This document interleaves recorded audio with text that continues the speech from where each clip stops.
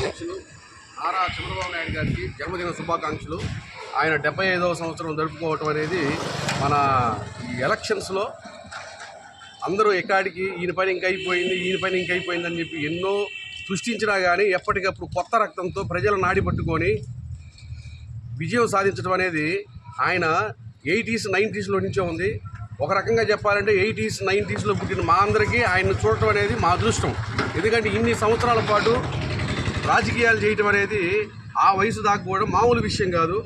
ఈ రోజుల్లో 10-20 సంవత్సరాలు రాజకీయాలు చేసేసరికి ఇంటికి వెళ్ళిపోతున్నారు తిరిగి. కానీ గౌరవనీయులైన ముఖ్యమంత్రి నారా చంద్రబాబు నాయుడు గారికి మాత్రం హ్యాట్స్ ఆఫ్ చెప్పాలి ఈ విషయంలో.